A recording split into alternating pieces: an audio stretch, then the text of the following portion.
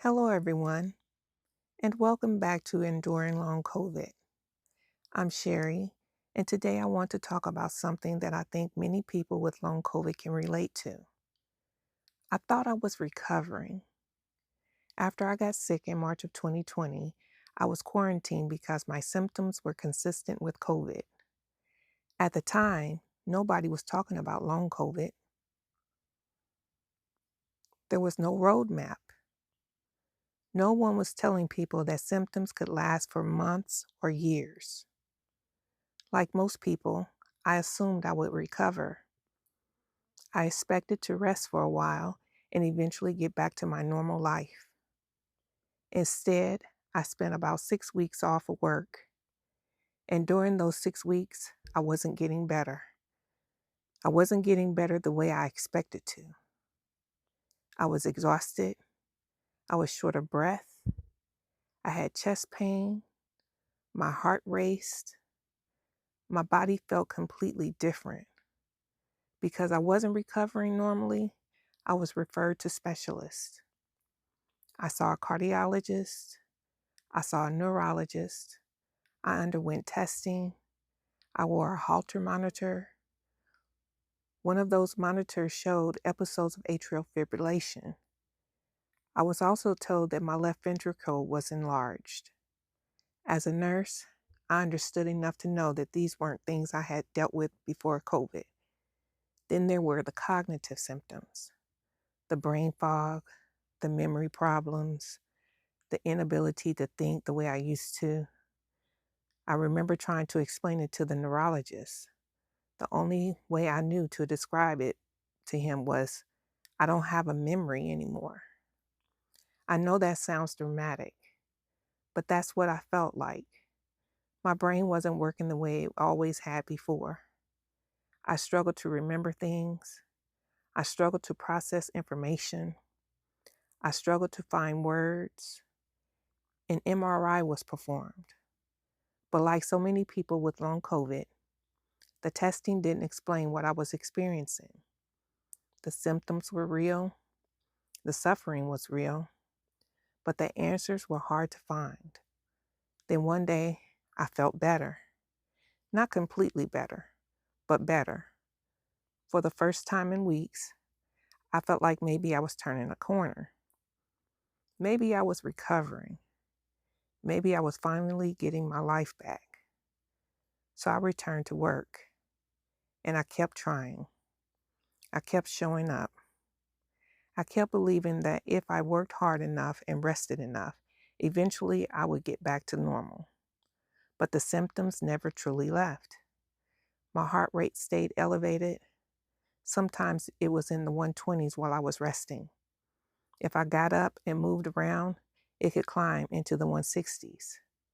I was constantly short of breath. I had chest pain. My legs became swollen. And I kept telling doctors the same thing. My legs are not normally this big. After long shifts, I would hobble back to my car. Sometimes I would sit there and cry because I felt so awful and I couldn't understand what was happening to me.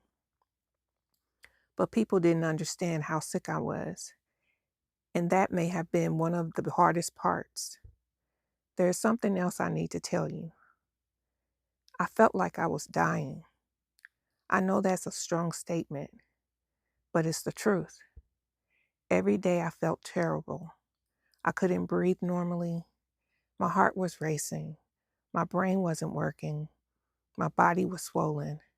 I was exhausted all the time. And yet many people around me acted as though I was okay. The tests didn't always explain what I was experiencing. The labs didn't always explain what I was experiencing. And because they couldn't see it, many people assumed that I was fine. But I wasn't fine. I knew I wasn't fine. I remember thinking, how can everyone tell me I'm okay when I feel this bad? I wasn't looking for sympathy. I wasn't looking for attention. I was looking for answers. I was looking for someone to explain why my body felt like it was falling apart. But I kept going. I kept working. I kept hoping. Then another setback came. Because I wasn't improving, I was referred to physical therapy. The goal was simple: get stronger, get moving, get back to normal.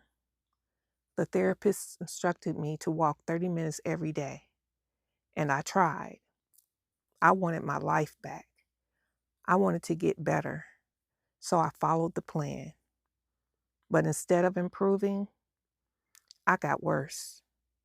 One day, after one of those walks, I crashed. At the time, I didn't know what post-exertional malaise was. I didn't know that exercise could make people with long COVID worse. I only knew that my body seemed unable to tolerate the very thing that was supposed to help me recover. The crash was severe.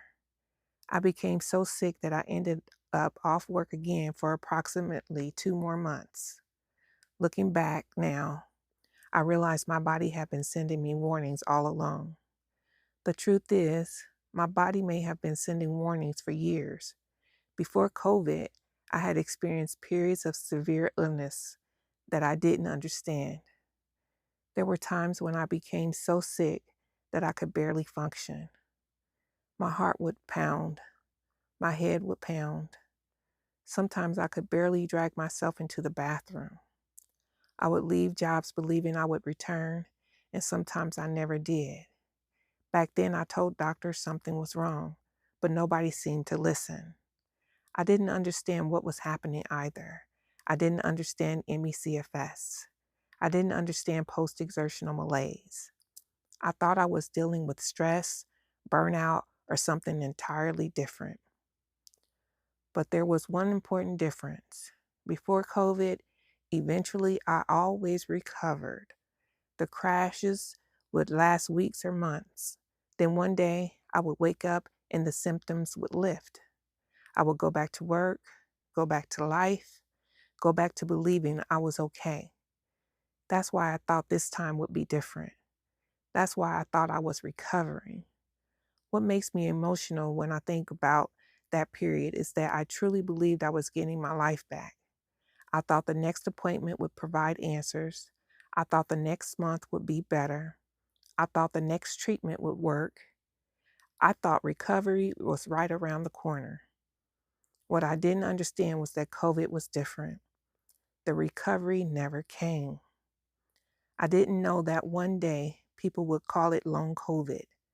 I didn't know that I would still be talking about these experiences 6 years later. At the time, I thought I had survived COVID. I didn't realize I was learning how to survive what came after. Thank you for listening to Enduring Long COVID. And if you're ever feeling desperately ill while the people around you couldn't fully understand what you were experiencing, I want you to know you're not alone. I'll see you next time. Until then, take care.